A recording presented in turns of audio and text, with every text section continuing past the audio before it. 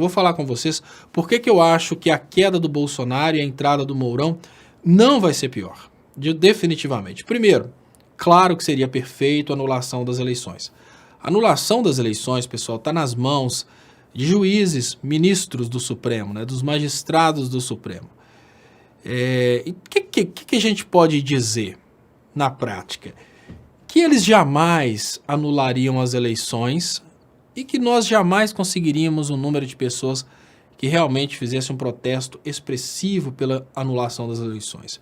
Por que eu consigo ver dessa forma? Olha, nós não tivemos protestos suficientes para pedir novas eleições depois do golpe de Estado que o Temer deu na Dilma. Já pensou? Será que a gente teria povo suficiente para pedir novas eleições agora que o Mourão é realmente o sucessor do Bolsonaro, sem um golpe contra o Bolsonaro? Vamos pensar assim, dificilmente a gente conseguiria novas eleições. Qual que é a realidade pós-Bolsonaro? A realidade pós-Bolsonaro é de uma pessoa que é assumidamente liberal.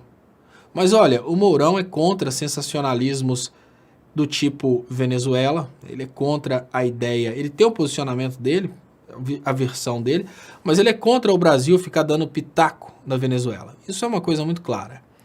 Outro ponto que a gente precisa levar em conta a respeito do Mourão é que ele não é a favor dessa submissão do Brasil a Estados Unidos e Israel, e ele principalmente é bem claro na questão de atitudes que possam comprometer o relacionamento do Brasil com países árabes. Isso é muito interessante, gente.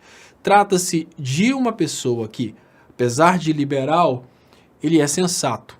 Por que eu falo apesar de liberal?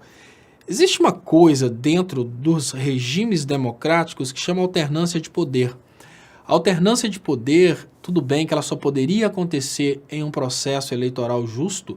A alternância de poder, ela permite modelos econômicos diferentes. O que não é possível através da alternância de poder? Um regime que discrimina os negros, porque a Constituição ela veda expressamente qualquer tipo de tendência no nosso sistema político, né? Então não pode ter uma tendência religiosa, não pode ter uma tendência racial. Então isso seria proibido. Agora, adotar políticas mais liberais, isso é alternância de poder, isso é permitido.